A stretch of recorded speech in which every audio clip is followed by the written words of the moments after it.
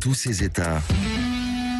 Le face-à-face. Et nous sommes avec Olivier Amiel, docteur en droit de la faculté d'Aix-en-Provence et surtout, et c'est pour ça qu'on l'invite, auteur de Voir le pire aux éditions Les Presses littéraires, que vous pouvez voir d'ailleurs sur le Facebook Live.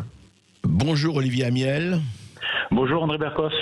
Écoutez, vraiment un petit livre que je recommande, un petit livre tout à fait qui vient à son heure, qui est remarquable. Alors évidemment, d'abord, c'est un livre qui part de Bret Easton Ellis. Je rappelle que Bret Easton Ellis est un des plus grands écrivains américains contemporains.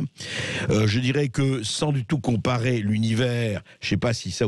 mais disons qu'il décrit une société américaine ou occidentale comme le fait Michel Houellebecq à sa manière. Je crois que les deux sont de très bonnes feuilles de température, mais Bret Easton Ellis a écrit des bouquins absolument remarquables. American Psycho, je conseille vraiment à nos auditeurs de le lire, pour ceux qui ne le connaissent pas, de le lire, parce que ils ne perdront pas leur temps. C'est passionnant ce qu'il raconte. Moins que zéro, American Psycho, et puis beaucoup d'autres romans. Enfin, ils sont tous disponibles et traduits. Et puis, il y a eu ce bouquin White, blanc, dont vous parlez beaucoup, Olivier Amiel. Et ce qui est intéressant, c'est que vous partez effectivement de Bret Easton Ellis pour parler aussi de l'altérité de l'autre et de la cancel culture. Je ne sais pas si vous avez entendu l'émission un peu plus tôt, où on parlait effectivement qu'on ne pouvait plus dire père et mère, que vous parlez vous-même dans votre livre de J.K. Rowling de ce qui s'est passé avec effectivement l'auteur de Harry Potter. Et d'autres exemples. Alors, expliquez-nous un peu, parce que vous êtes allé aux États-Unis, c'est parti des États-Unis, mais expliquez-nous un peu cette espèce de volonté, et dont parle aussi évidemment Bret Easton Ellis dans White, blanc. Qu'est-ce que ça veut dire? C'est quoi? C'est encore une nouvelle tentation et réalisation totalitaire? C'est quoi? Mais alors oui, c'est vrai que partant de l'œuvre de Bret Easton Ellis, j'ai enchaîné sur une réflexion sur la cancel culture dont on parle beaucoup en ce moment.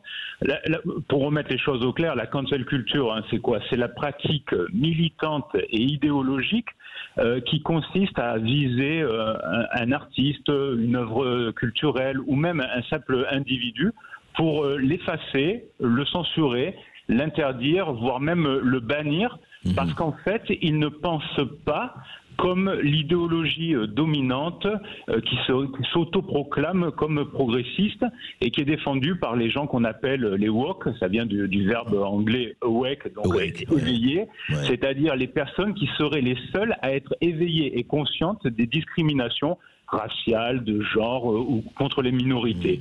Et donc, c'est vrai que j'ai fait le parallèle avec l'œuvre de Bret Easton Ellis, dont je suis un grand fan depuis très longtemps, et donc j'ai voulu analyser les romans, parce que Bret Easton Ellis a été une des premières victimes de cette cancel culture. Vous rappeliez son livre le plus connu, American Psycho, qui est sorti en 1991 et qui lui a valu à l'époque des boycotts, l'appel au retrait, l'appel au meurtre. Même son éditeur habituel n'a pas voulu l'éditer. Oui, c'est ça. Oui, c'est ça. Ils l'ont lâché complètement. C'était parce que c'est en fait le récit d'un trader de Wall Street le jour qui le soir est un tueur en série qui tue des femmes, qui tue des personnes de minorité, et qui en fait c'est une satire bien entendu sociale des années fric, des années 80, et qui a été pris un petit peu au premier degré à l'époque. Et donc il a été victime de cette cancel culture. Et ce qui est étonnant aussi, c'est que, je le rappelle dans le livre, en 1991, au même moment, en France, on a Philippe Muret qui sortait son livre L'Empire du Bien. Le grand écrivain Philippe Muret, absolument. Tout à fait. L'Empire du Bien, où en fait, dès 1991, il nous dit déjà ce que va être la cancel culture, cette culture de l'annulation et de l'effacement des gens qui ne pensent pas comme l'idéologie dominante. Et il n'y a pas de meilleure définition finalement que celle de Philippe Muret déjà en 1991, quand il nous dit que ça va être le lynchage sous le masque du progressisme. C'est exactement ce qu'on vit finalement aujourd'hui avec ces groupes de pression qui tentent d'effacer, d'interdire tous les individus qui ne pensent pas comme eux et qui essaient d'imposer une vérité. C'est pour ça que quand Philippe Muret parle d'empire du bien, il y a un véritable impérialisme à vouloir imposer une vérité, leur vérité. Tout à fait. Et justement, au nom de l'entreprise, c'est ça, c'est l'entreprise du bien, l'empire du bien. Et ce qui est étonnant quand même, c'est que ces gens-là, que ce soit des deux côtés de l'Atlantique, ne se rendent pas compte, au fond, heureusement ils n'en sont pas là du point de vue de l'action, mais qu'en fait, idéologiquement, c'est Staline, c'est Pol Pot, c'est Mao, c'est tous ces dictateurs, je parle même pas de Hitler et Mussolini, qui tous avaient une idée, c'était quoi? Et d'ailleurs, c'est vrai pour l'Inquisition, c'est vrai. C'est pour ça que c'est extraordinaire. C'est si tu ne penses pas comme moi, ou je te convertis, ou je t'élimine. C'est ça. Et c'est pour ça aussi que, vous l'avez rappelé, j'ai fait un parallèle aussi avec le principe de l'altérité. L'altérité, c'est le rapport qu'on a avec l'autre. Pendant longtemps, ça a été source d'affrontement et d'opposition. Celui qui était différent de nous, l'autre, eh bien, on essayait de l'affronter. Et par la suite, l'altérité a été plutôt positive, ça a été plutôt source de dialogue, de débat et d'enrichissement personnel. Depuis quand vous dites que l'altérité est devenue justement le dialogue avec l'autre et non pas l'affrontement? Je pense que sur le dernier siècle, on a eu cette évolution-là. Et finalement, aujourd'hui, on constate une régression et on retombe à une altérité contre l'autre, contre celui qui est différent. Et alors, ce qui est encore plus étonnant, c'est que les personnes qui se revendiquent de cette culture woke ou de cancel culture, ou en France, quand on parle d'indigénistes ou de décolonialistes, finalement nous disent qu'ils le font au nom de l'altérité. Donc c'est en fait un discours intolérant pour prôner la tolérance. C'est complètement paradoxal. Et l'exemple le plus frappant, c'est quand on voit ce qu'est devenu l'antiracisme aujourd'hui. L'antiracisme, pendant longtemps, ça a été de gommer, d'effacer les différences. C'était de ne pas voir la différence avec l'autre. Aujourd'hui, l'antiracisme, ça serait justement de bien voir la différence et de raciser les personnes. Donc en fait, l'antiracisme devient du racisme finalement. Comme vous savez, Churchill disait déjà que les antifascistes hier seront les fascistes d'aujourd'hui. C'est ça. Et on est hélas pas très loin. Et c'est vrai que vous en parlez très très bien, Olivier Amiot. En fait, cette espèce d'annulation de la culture, il y a un passage qui est très très fort dans votre livre, il y en a plusieurs d'ailleurs, mais il y en a un que je remarque. Je voudrais que vous parliez un tout petit peu là rapidement, par exemple d'un autre exemple avec l'écologie et Greta Thunberg. Ça fait partie du même processus ? Ça fait partie du même processus et ça rejoint aussi une autre question qui est portée par Bret Easton Ellis, celui des questions de génération. Il est issu, comme moi, de la génération dite X, qui vient après la génération des baby-boomers, où on est très marqué par l'ironie, par le débat, par la confrontation des idées. Et on a l'impression que les générations suivantes sont marquées par cette volonté d'imposer une seule vérité. Et ça, c'est aussi le cas sur la question de l'écologie, et que forcément, les baby-boomers ont tort, les personnes de la génération X ont tort, et qu'il faut à tout prix que ce soit imposé comme ça. Alors lui, il l'a fait d'une manière très provocante, il a dit on est face à une génération de chochottes, c'est-à-dire une génération de personnes, si vous n'êtes pas d'accord avec eux, ils se roulent par terre comme un enfant qui fait une crise. Et donc, c'est ça qui manque et qui fait défaut à notre époque et qui est imposé parfois par certains représentants de cette génération, notamment sur l'écologie ou dans d'autres domaines, c'est de dire on veut un monde bienveillant, du bien, et on doit l'imposer, et si vous ne pensez pas comme nous, vous avez tort. Et vous devez vous taire, et vous devez être effacé, banni, censuré. On veut un monde de berceau et de landau. On se retrouve, Olivier Amiel, après les informations. Et s'il y a un lieu où vous ne serez pas effacé, c'est ici, à Sud Radio, à l'antenne d'André Berkoff, au 0826 300 300. Et vous pourrez également demander pourquoi ils veulent parfois vous effacer tout de suite après les informations. Berkoff dans tous ses états. Et on poursuit cet entretien entre André Berkoff et Olivier Amiel, auteur de Voir le pire aux éditions Les Presses littéraires, avant de vous recevoir au 0826 300 300. Et Olivier Amiel, effectivement, un livre que je recommande, un livre à lire, un petit pamphlet, mais qui dit bien ce qu'il a à dire. Petit par la taille, mais pas petit par le contenu. Olivier Amiel, je reprends un tweet que vous citez de Bret Easton Ellis dans son qui est en date du 26 juin 2020. C'est pas si loin que ça. Et il dit ceci: la cancel culture la cancel culture, concerne essentiellement les personnes stupides qui se sentent si mal dans leur peau qu'elles doivent s'exclamer « Je dois interpeller quelqu'un de pire que moi. Je dois interpeller quelqu'un de pire que moi. C'est-à-dire, je fabrique quelqu'un que je dois considérer comme pire pour me permettre d'exister. » C'est un peu ça. C'est tout à fait ça. Et bon, il le fait forcément à sa manière, un petit peu provocateur, comme il est. Mais voilà, mais je pense que c'est tout à fait ça. Et c'est-à-dire que c'est des personnes qui visent, qui essaient de bannir, c'est quand même pas rien, le terme vraiment effacer quelqu'un, l'existence de quelqu'un ou l'œuvre culturelle de quelqu'un parce que ça ne convient pas à ses idées. Je pense que ça terrible. Moi, je suis pas du tout d'avis, du même avis que les indigénistes ou que les décolonialistes, mais je pense qu'il faut qu'ils puissent s'exprimer. Mais par contre, il ne faut pas qu'il y ait qu'une seule version de la vérité, parce qu'il n'y en a pas qu'une seule. Et alors, on a beaucoup d'exemples en ce moment. Là, on le voit, on l'a vu hier, on a deux écoles aux États-Unis qui vont perdre le nom de Jean Ribaud, l'explorateur français. Pourquoi Parce que c'est celui qui est arrivé en Floride, parce qu'on considère que comme il en a voulu faire une terre du royaume de France au XVIe siècle, c'était contre les peuples natifs. Et c'est oublié qu'en fait, Jean Ribaud, par exemple, essayait de fuir les guerres de religion en France, était quelqu'un de plutôt très tolérant, qu'il avait de très bonnes relations avec les peuples natifs, mais en fait on oublie la leçon de Marc Bloch par rapport à l'histoire. Il faut comprendre, il ne faut pas juger le fait historique. Et là en ce moment on juge les faits historiques et c'est complètement absurde. Et on peut dire que c'est presque un autodafé mental, c'est-à-dire qu'on veut détruire non seulement les œuvres et la personne, on le voit très bien. Et vous parlez, et j'aimerais que vous racontiez cet exemple d'un professeur américain qui s'est suicidé. Suite à un article, je crois, une série d'articles, c'est-à-dire voilà, il y a eu une sorte de harcèlement contre lui, mais c'est pas le seul. C'est un cas qui a été un petit peu médiatisé. Voilà, il était professeur, il était provocateur, on le considérait, mais il a été la cible d'un harcèlement tel que c'est allé jusqu'au suicide. Mais après, même par petite dose, je pense qu'on va très loin contre diverses personnes, contre des auteurs, contre des artistes, et qu'on crée finalement aussi une autocensure. Par la même. C'est-à-dire que les gens, après, n'ont pas l'envie de rire, de faire de l'humour sur telle ou telle question, de ne pas écrire un livre ou de ne pas faire un film sur tel ou tel sujet. Et on en arrive à des situations complètement absurdes.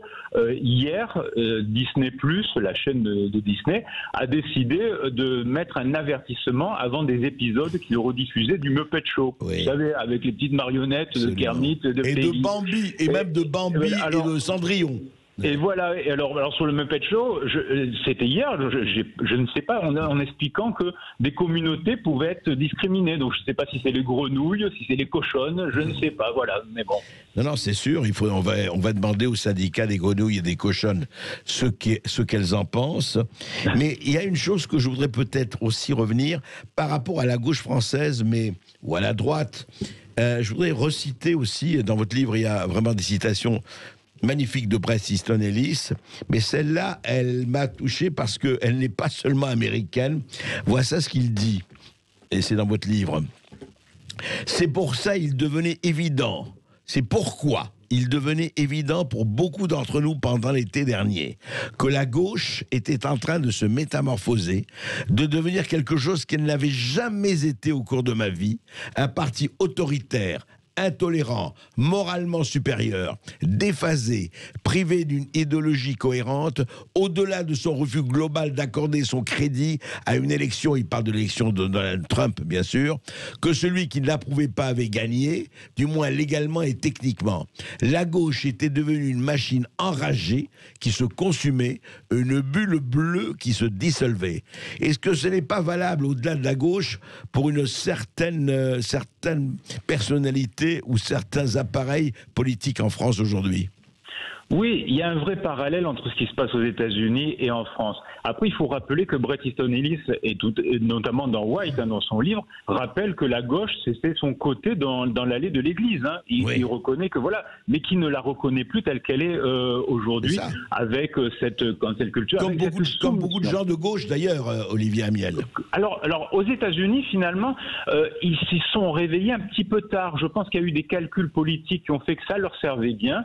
Il y a eu aussi le fait que idéologiquement, ça allait dans leur sens de ce qu'ils considéraient comme le progressisme, et donc ils se sont laissés envahir par cette philosophie, par cette idéologie, et que maintenant c'est un petit peu trop tard. Et j'ose espérer que nous, en France, le ver est dans le fruit, mais le fruit n'est pas encore pourri, et que finalement on peut se réveiller beaucoup plus tôt, et qu'on le voit par exemple, même si c'est pas ma tasse de thé politiquement, on voit Emmanuel Macron qui a écrit au New York Times pour dire bon ben maintenant ça suffit de faire en sorte de dire que finalement la France a bien cherché ses attentats parce que on n'est pas assez ouvert en termes identitaires sur l'islam, etc. Je pense que Frédéric Vidal, par rapport à la question de l'islamo-gauchisme, a aussi pris le devant. Donc peut-être qu'on sera moins bête et qu'on prendra le problème beaucoup plus tôt en France qu'aux États-Unis, et qu'on pourra s'en sortir là-dessus. Vous avez raison, je citerai d'ailleurs encore une fois, vous l'avez cité, Emmanuel Macron, qui là, face au New York Times et au Washington Post, qui vous le rappelez, d'ailleurs, dans votre livre, sont devenus vraiment les caricatures de ce qu'ils étaient il y a 20 ans ou 30 ans. Je pense au Watergate et je pense aux gens du Watergate. Et ils sont devenus vraiment le politiquement correct dans sa mesure la plus caricaturale. Et voici ce que dit quand même, ce que disait Macron. Il dit que quand je vois dans son contexte de nombreux journaux, il parle des journaux américains, qui, je pense, viennent de pays qui partagent nos valeurs, qui écrivent dans un pays qui est l'enfant naturel des Lumières et de la Révolution française, et qui légitime ces violences. Il parle des violences, effectivement, dites entre guillemets antiracistes, des Lumières, voilà. Ils disent que le cœur du problème, c'est que la France est raciste et islamophobe. Je dis, les fondamentaux sont perdus. Mais Olivier Amiel, il y a beaucoup de gens en France qui disent que la France est raciste ou islamophobe. Et même lui-même, Emmanuel Macron, a participé à un moment donné à ce mouvement idéologique. Donc c'est vrai, mais on peut reconnaître au moins qu'il y a peut-être ce réveil par rapport à ça. Et ce qu'il l'explique au New York Times, c'est que s'ils ont un modèle multiculturaliste avec le communautarisme, et que nous avons un modèle interculturaliste avec une unité intrinsèque, ce sont deux modèles différents qu'il faut respecter, et voilà, et sur la laïcité et sur beaucoup d'autres domaines. Et donc je pense que là, pour le coup, il a eu raison. Le New York Times, mais comme toute une partie de la presse anglo-saxonne, c'est devenu l'organe officiel de l'Empire du bien dont on parlait avec Philippe Muret. Et donc alors c'est vrai que ça nous revient aujourd'hui en France. Beaucoup disent que finalement, tout ce qui est né là, de la cancel culture et du woke, c'est né dans les campus américains sous influence de la French Theory, les philosophes français.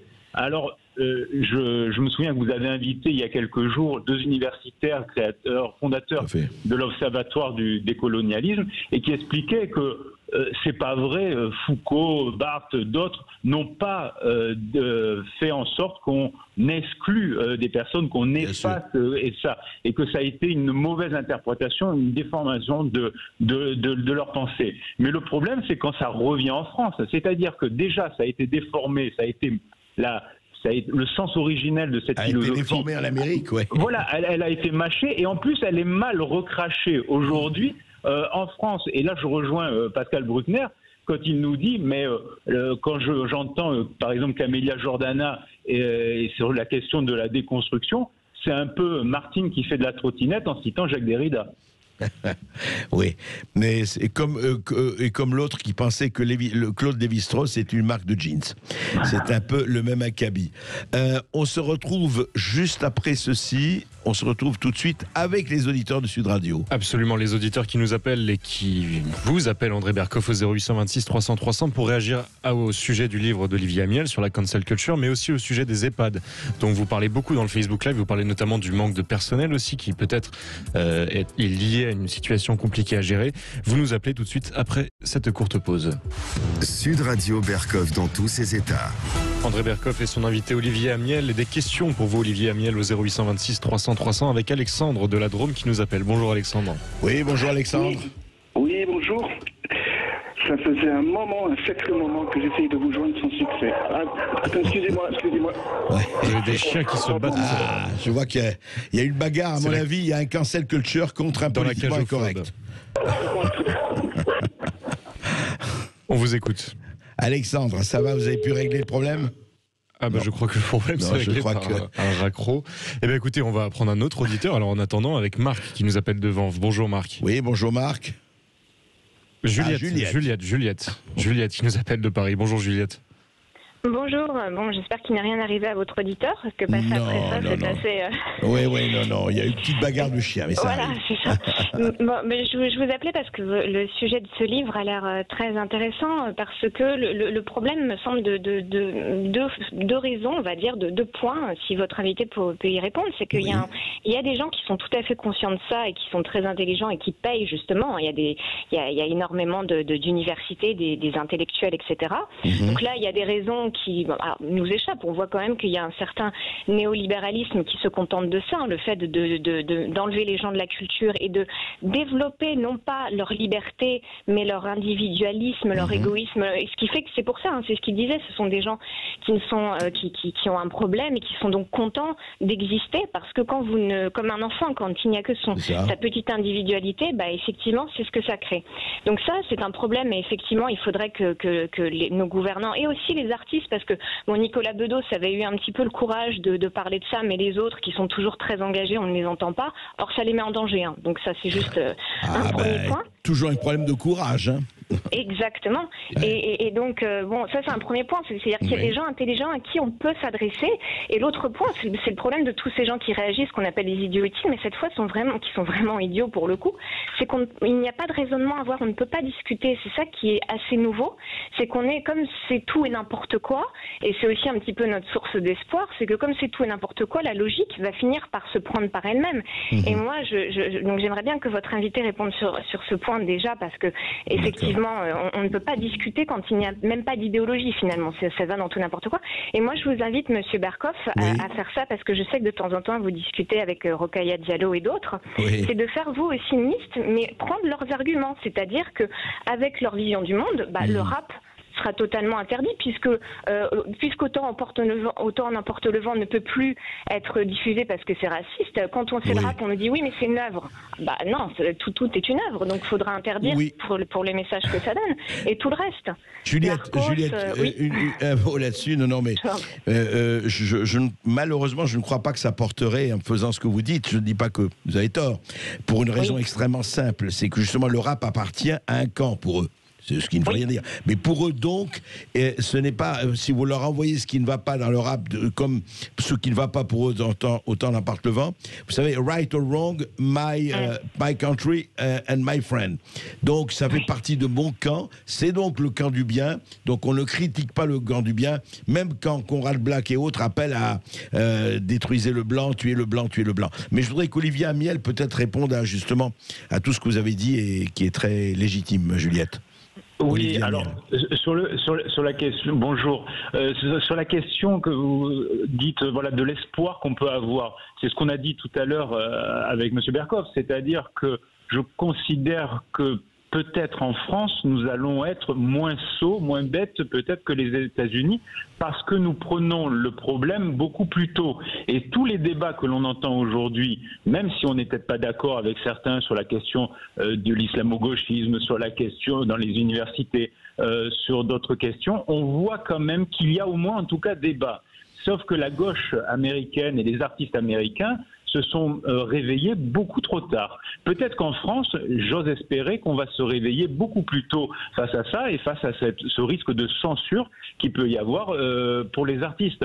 Ce qui a été intéressant avec Bret Easton Ellis notamment, c'est que comme il venait, comme il le dit lui-même, de la même allée de l'église, du même côté de l'allée de l'église, c'est-à-dire de la gauche, et vu son aura, on n'a pas osé critiquer son propos qui était pourtant très libre sur la liberté d'expression et contre la cancel culture. Et notamment en France, et je le rappelle dans le livre, quand il a fait la tournée pour White, même les médias qui sont plutôt proches de ces idéologies un petit peu de l'empire du bien n'ont pas osé affronter totalement la figure tutélaire qu'est Bret Easton Ellis et ont accepté ce discours qui faisait du bien d'air frais, de dire à un moment donné il faut arrêter d'empêcher les artistes, les penseurs, les individus de penser différemment de l'idéologie dominante, de l'empire du bien. C'est le cas d'ailleurs pour un certain nombre en France, comme qu'on aime ou qu'on n'aime pas, c'est pas une question d'appréciation,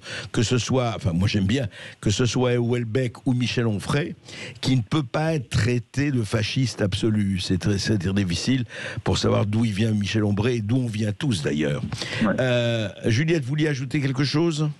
Non, mais c'était effectivement très intéressant. C'est une source d'espoir, mais on voit maintenant, parce que c'est pour ça que j'ai pris l'exemple du rap. Il y a un candidat de The Voice qui a été accusé parce qu'il a pris une chanson de Orelsan de propager un discours contre les homosexuels. Et c'est assez drôle, c'est que la logique finalement s'en prend à eux-mêmes. C'est pour ça que moi je garde cet espoir. Voilà. Alors, donc, merci pour votre réponse. Juste si je peux rajouter pour répondre, c'est vrai que ce qu'on a vu aussi aux États-Unis qui donne de l'espoir, c'est tous ces intellectuels qui ont signé, et ces artistes qui ont signé une pétition justement pour dire que ça allait trop loin sur la question de la cancel culture.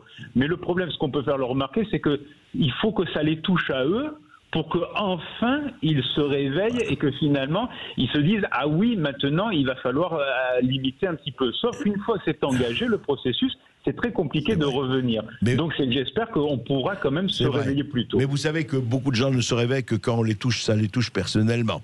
Oui, malheureusement.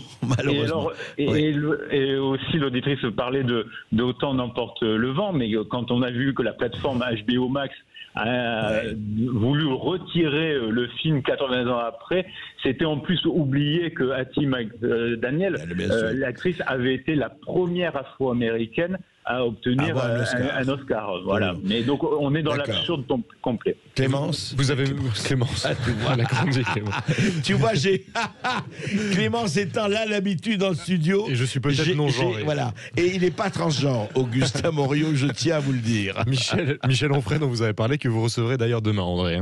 Merci Juliette de nous avoir appelés. Nous sommes avec Marc qui nous appelle de Vanves. Bonjour Marc. Bonjour. Allô, Marc. Allô. Oui, on vous entend. Bonjour. Bonjour. Je vais vous remercier de me faire passer sur les ondes.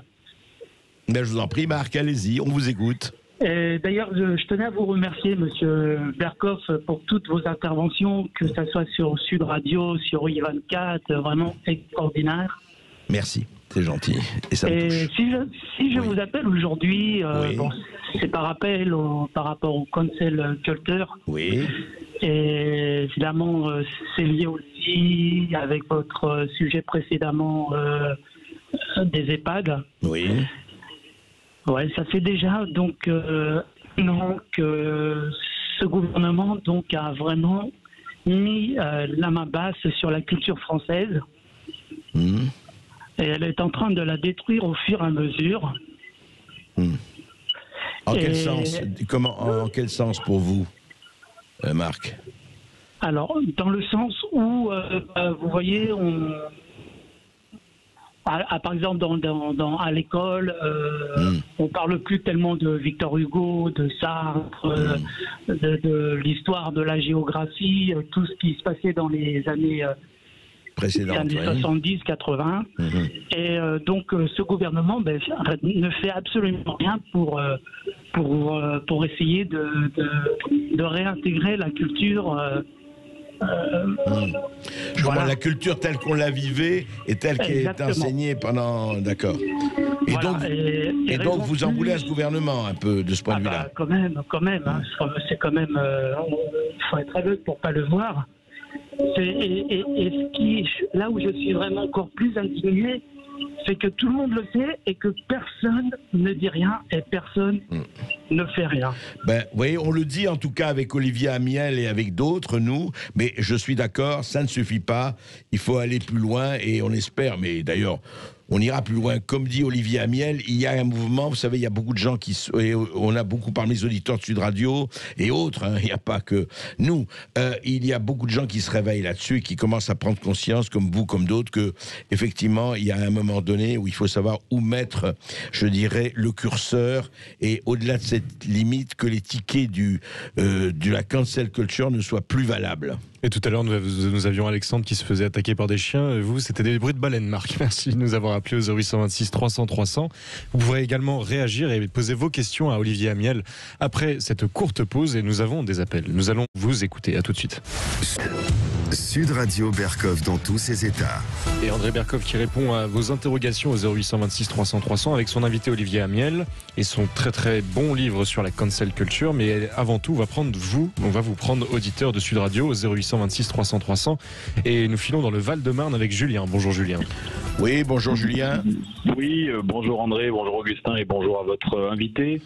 Merci de me redonner la parole. Je vous contacte parce que vraiment je suis ce matin hors de moi. Je ferai un parallèle sur le sujet que vous avez évoqué concernant les EHPAD, nos anciens, hein, c'est ce qui touche prioritairement les gens qui sont touchés du Covid. Et on apprend effectivement qu'une start-up française qui a trouvé un spray nasal, vous avez certainement dû en entendre parler, efficace à plus de 99%, eh bien se voit bloqué par la NSM, par le gouvernement, parce que soi-disant ce ne serait pas une priorité nationale. On a la même chose également avec un traitement qui aurait été trouvé par un professeur en Guadeloupe. Et tout ça est mis au pilori et effectivement balayé d'un revers de main. Donc je pense que là, la situation, très honnêtement, est vraiment trop grave. Comme j'avais eu l'occasion de le dire, on a eu déjà les traitements qu'on connaît bien aujourd'hui, l'hydroxychloroquine, l'azithromycine, l'ivermectine, le tocilizumab. Maintenant, c'est ce spray nasal, un autre traitement donc en Guadeloupe. Ça va durer jusqu'à quand, cette plaisanterie? Sérieusement. C'est une vraie... Non, mais ce qui est quand même tout à fait, je dirais, préoccupant, et c'est le moins que l'on puisse dire, c'est qu'on ne laisse pas essayer. Pourquoi on dit dès le départ, et là je vous suis, pourquoi on dit dès le départ, non, ça va pas, ça ne faut pas, etc. On l'a vu avec le traitement, effectivement, AZT, hydroxychloroquine. Entre parenthèses, je renouvelle ma question que j'avais posée ici sur Sud Radio, il y a déjà 2 semaines. Je pense que le président Macron et son épouse devraient nous dire, sont des personnages publics, avec quel traitement ils ont guéri, et heureusement, et tant mieux, de leur Covid-19. Ils en ont parlé. Mais ils ne le diront jamais. Ils ne le diront malheureusement jamais. Mais je ne comprends pas. Voilà une culture de la transparence qu'on devrait avoir. Quand Donald Trump est sorti de l'hôpital où il avait été soigné pour le Covid-19, il en a parlé pendant une demi-heure dans une conférence de presse en disant « j'ai pris le Régénéron, j'ai pris ceci, j'ai pris cela, etc. » Ça prouve qu'il est plus démocrate que nos dirigeants. Et je ne comprends pas, très sincèrement, je suis d'accord avec vous, je ne comprends pas qu'on ne le dise pas. Et qu'est-ce que c'est que ce problème sur le traitement? Où est le problème? Ça n'empêche pas les vaccins. Vous voyez, André Berkov, dans les médias, on ne parle jamais des traitements. Enfin, je ne sais pas, ça devrait mettre la puce à l'oreille à l'ensemble des Français. Il y a aujourd'hui, on nous a fait le coup sur l'hydroxychloroquine, maintenant on nous fait le coup sur une dizaine de molécules, dont l'ivermectine. Il y a eu des études au Canada qui prouvent que ça marche très bien et sans effet secondaire, 0 effet secondaire. Moi, j'ai l'impression qu'en réalité, on sortira de cette crise uniquement quand ils l'auront décidé. Je voudrais juste rajouter quand même un point. Le professeur Dolores Cahill, qui est quand même une experte canadienne à l'Université College de Dublin, qui a été absolument brocardée parce qu'elle a effectivement annoncé que de nombreux patients recevant les vaccins à ARN messager décéderont dans quelques mois. Bon, ça, il faut pas non plus se dire ça y est, c'est. Mais bien sûr. Mais effectivement, on peut se poser en tout cas toutes les questions. Je suis d'accord avec vous.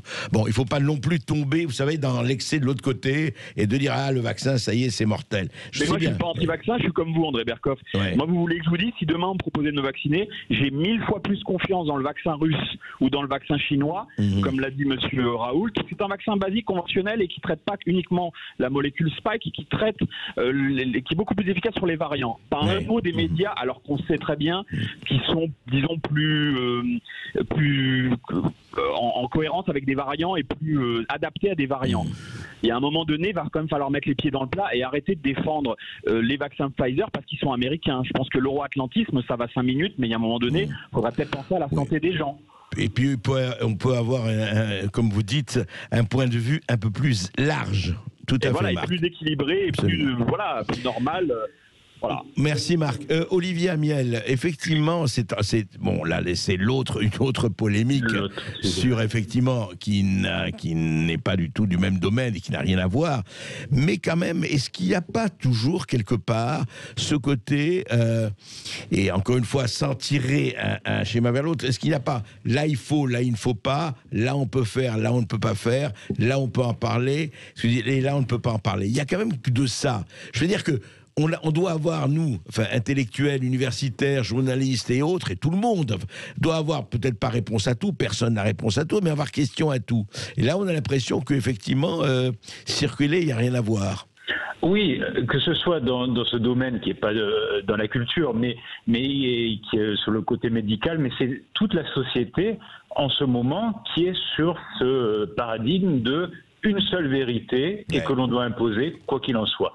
Et derrière, je ne dis pas que peut-être cette vérité est la vérité, mais il est toujours intéressant quand même de laisser les autres aussi s'exprimer. Il faut qu'il y ait débat, il faut qu'il y ait confrontation d'idées. Et c'est pour ça que je parlais dans le livre d'altérité, se mettre à la place de l'autre.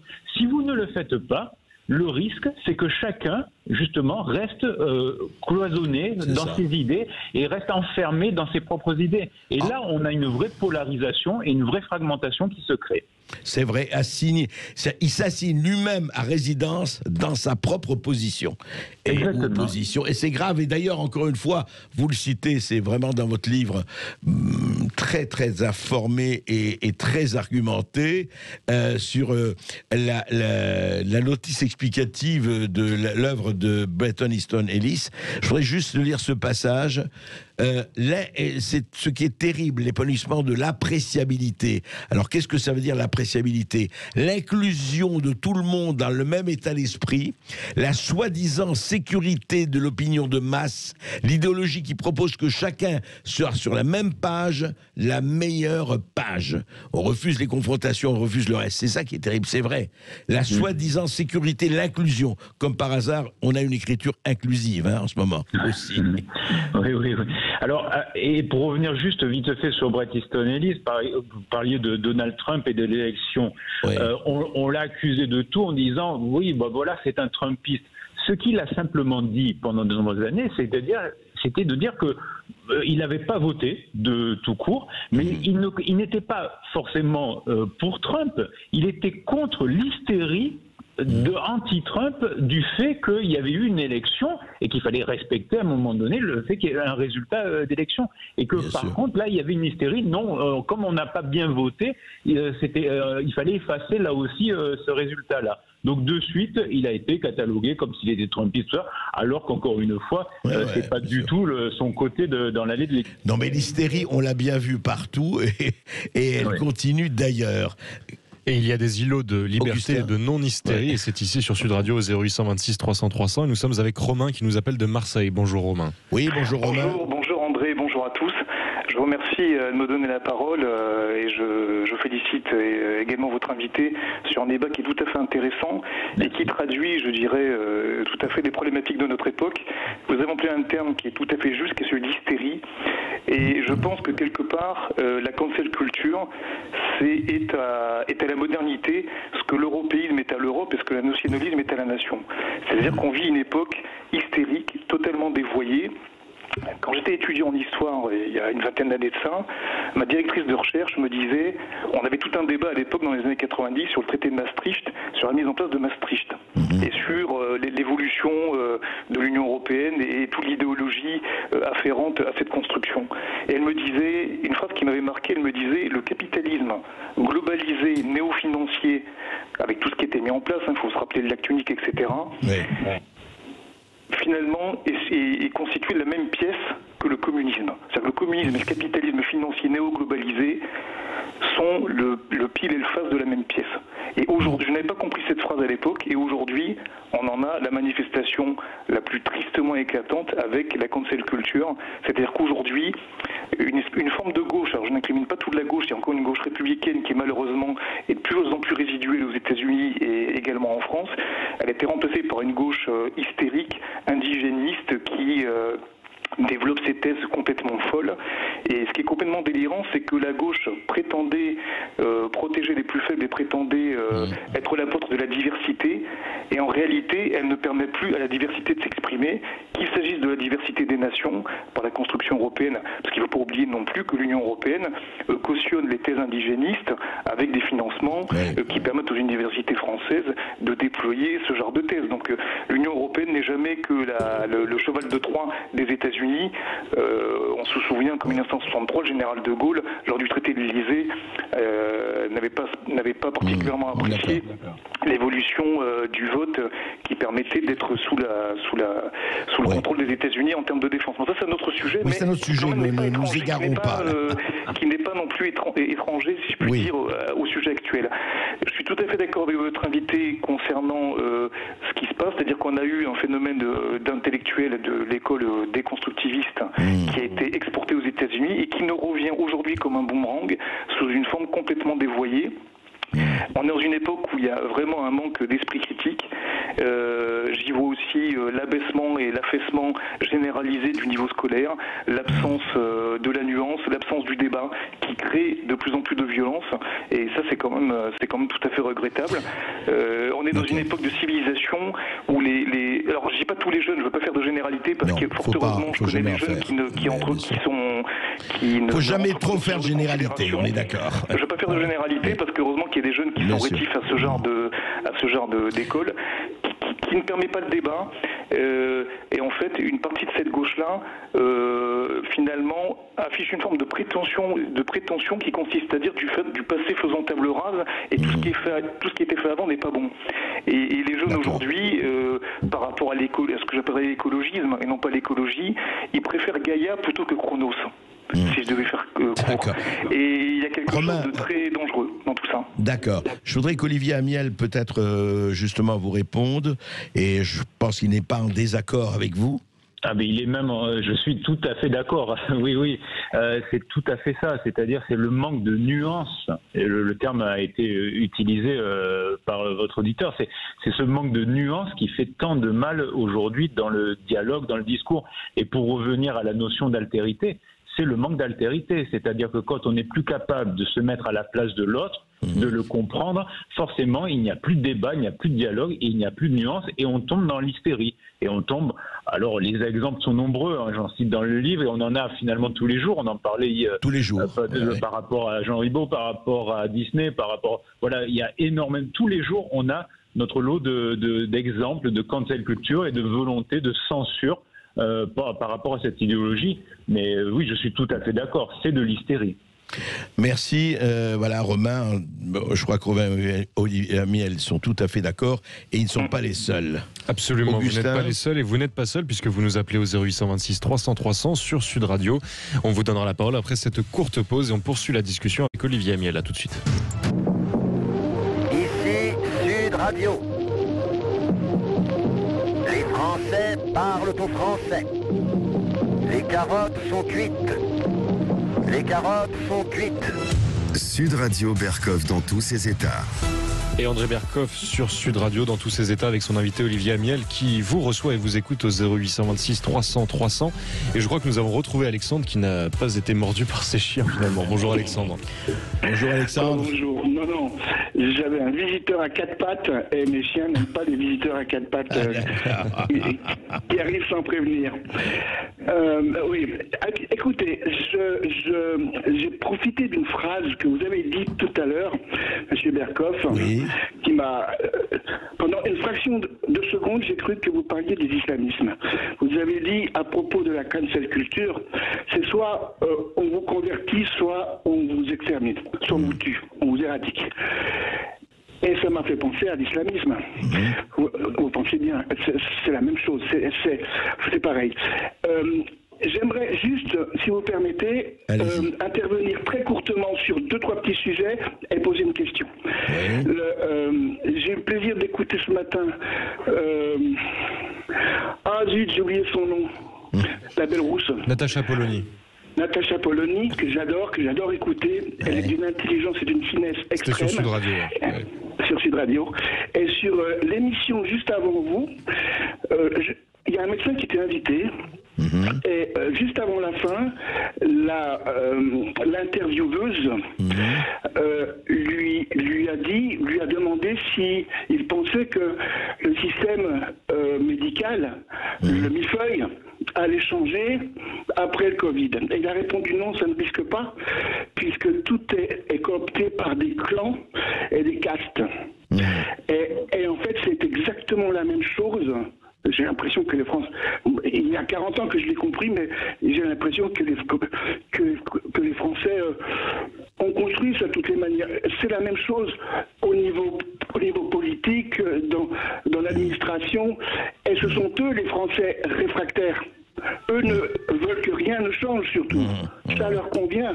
Ça leur convient très très bien. C'est l'élite réfractaire. C'est pas les Gaulois réfractaires, mais l'élite réfractaire. Et il y a quelque chose qui m'interpelle, que je ne supporte plus. Ça a commencé avec les gilets jaunes, dont j'ai fait partie. À chaque fois qu'un gilet jaune ou que quelqu'un qui les soutenait était invité sur un plateau télé-radio, on lui demandait, on lui redemandait, est-ce que vous cautionnez ces violences? Est-ce que vous cautionnez à chaque fois? Aujourd'hui, et vous-même, Monsieur Berkoff, quand vous parlez de sujets un peu qui risquent de... Et encore il y a quelques minutes, vous avez dit il ne faut pas généraliser. Vous commencez des phrases, et d'un seul coup, vous vous excusez. Je ne m'excuse pas. Vous continuez et vous vous excusez. Mais pas du tout. Attendez, Alexandre. Quand vous dites ne jamais généraliser, ça n'a rien d'une excuse. Excusez-moi. C'est nécessaire pour faire la différence. Pardon ? En disant tout le temps, il ne faut pas généraliser, donc c'est toujours une minorité, et vous donnez du grain à moudre aux ultra-minoritaires. Nous avons, nous les auditeurs, suffisamment d'intelligence pour savoir que même quand on parle en généralisant, ce n'est pas le cas. Mais le problème, c'est que je répondais à un interlocuteur. Bon, allez-y, donnez, vous avez une question, je crois. Oui, j'avais une question. Alors, comment des petits groupes concernant le genre, concernant l'écriture, concernant les statuts, etc., comment de si minuscules groupes peuvent-ils avoir quoique... Non, c'est intéressant. Attendez. Alexandre, je pense que les médias, ces petits bouts de phrases, il ne faut pas généraliser, leur donnent plus de poids qu'ils n'en auraient. Je pense que les médias favorisent, volontairement ou pas, j'en sais rien. Oui, alors je ne sais pas si c'est la phrase, il ne faut pas généraliser, qui donne le plus de poids, mais je peux vous dire que je continuerai à l'utiliser, et ce n'est une excuse ni rien. Et je peux vous dire une chose, Alexandre, les minorités, ce n'est pas là-dessus qu'ils fondent leur pouvoir. Et justement, je voudrais en parler à Olivier Amiel. Effectivement, vous posez une bonne question. Après, vous avez une très mauvaise réponse, enfin vous-même. Mais ce n'est pas ça qui leur donne. C'est quoi les minorités? Et effectivement, Olivier Amiel, ça c'est une vraie question que pose Alexandre. Qu'est-ce qui fait que des minorités comme ça, que ce soit genre, ceci ou cela, et ça c'est au cœur de votre bouquin avec Bret Easton Ellis, qu'est-ce qui fait qu'ils ont eu en quelques années, effectivement, ici et là, autant en tout cas de pouvoir médiatique et même de pouvoir dans une certaine partie de la population? Oui. Alors, juste pour le terme « il ne faut pas généraliser », moi aussi, je pense qu'il faut l'utiliser parce que justement, on doit appeler, nous, à la nuance. C'est pas parce que justement, en face, certaines idéologies ne veulent pas du tout de nuance et qui, eux, généralisent totalement et imposent une vérité que nous, on doit faire la même chose. Au contraire. Sur la question des minorités, la cancel culture, un terme un petit peu contemporain, finalement, ça a toujours existé. Ce qui a changé, c'est le fait que ces petits groupes militants et idéologiques peuvent frapper beaucoup plus rapidement depuis notamment l'avènement des réseaux sociaux. c'est vrai qu'il y a eu une facilité accrue pour avoir de l'impact contre une personne, contre une idée, contre une œuvre culturelle. Et pourquoi alors ils se développent à ce point? Parce que ils ont été associés à un discours qui est d'une part très identitaire, dans le sens où vous êtes totalement une partie de votre identité. Et ce que dit aussi Bret Easton Ellis, c'est-à-dire, moi je ne veux pas être à 100% mon orientation sexuelle, je ne suis pas à 100% la couleur de ma peau, je ne suis pas à 100% tout ça. Et je ne parle pas en tant que, je parle en tant que, voilà, et c'est ça le problème identitaire. Et l'autre souci le plus important, c'est que ces groupes de minorités ont fait valoir un discours victimaire. C'est surtout ça. Et là aussi, Bret Easton Ellis dit, il y en a marre, on n'est pas des bébés pandas, quand on est d'une minorité, qu'on doit être surprotégé, couvé, etc. Non, on doit se défendre, et notamment dans le débat d'idées. Mais Olivier Amiel, est-ce qu'il n'y a pas justement de ce point de vue-là, ça c'est très important, parce qu'il y a eux qui disent, qui se victimisent, etc. Et puis il y a tout autour un aréopage médiatico, politico, universitaro, tout ce qu'on veut, qui disent mais vous avez raison, il faut être comme ça, vous êtes des victimes, on les pousse dans leur statut de bébé panda. Il y a aussi ça, comme vous le savez.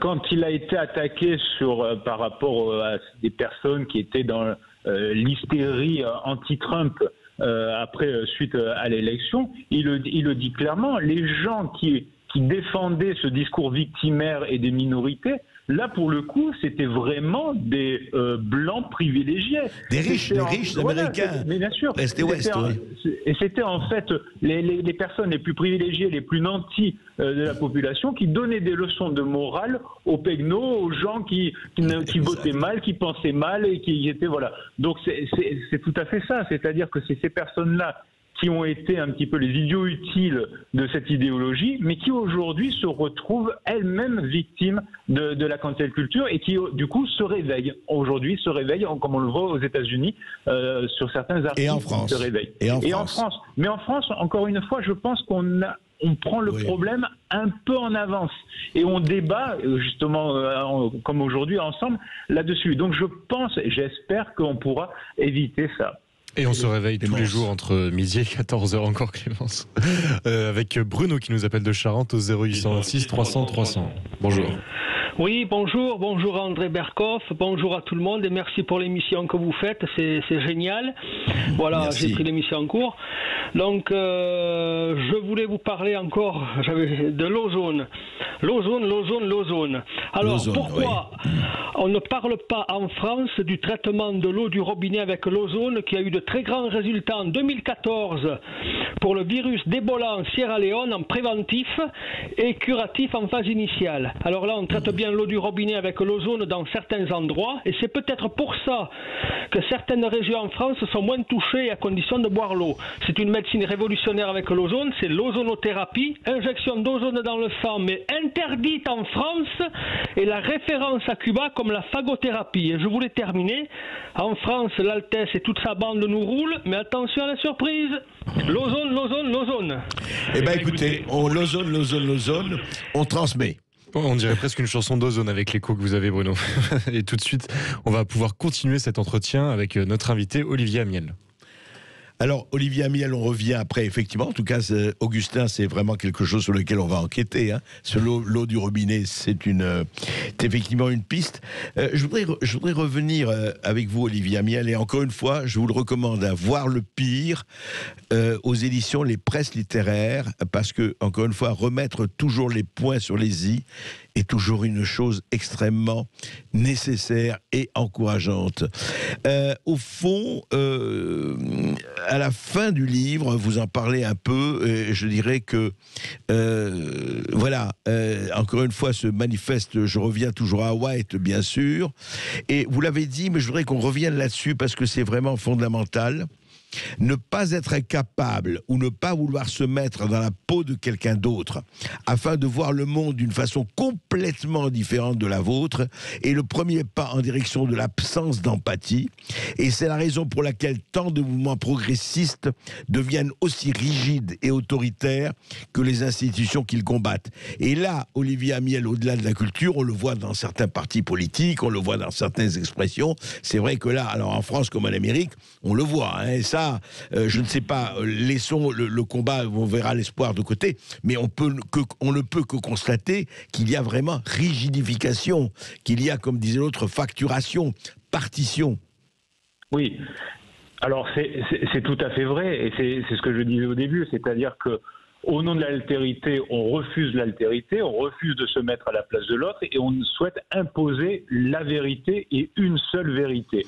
Et c'est vrai que c'est complètement contradictoire et qu'il y a vraiment une inversion de valeurs. Et donc, on avait pris l'exemple au début de votre émission sur l'antiracisme qui se base en fait sur la race et sur la racisation des individus. Donc, c'est totalement l'inverse de ce qui était défendu au départ. Oui, et l'universitaire que vous êtes, je voudrais, vous n'êtes absolument pas comptable de ça, mais comment vous expliquez que dans certaines universités, je dis bien certaines, là aussi, pardon, ne généralisons pas, mais comment ça se fait que, par exemple, on laisse interdire telle ou telle représentation théâtrale, tel ou tel cours de telle ou telle personne, qu'on fait justement des séminaires interdits à telle ou telle ethnie ou à tel ou tel aux blancs, séminaires décoloniaux et autres. Comment ça se fait que certaines universités laissent faire ?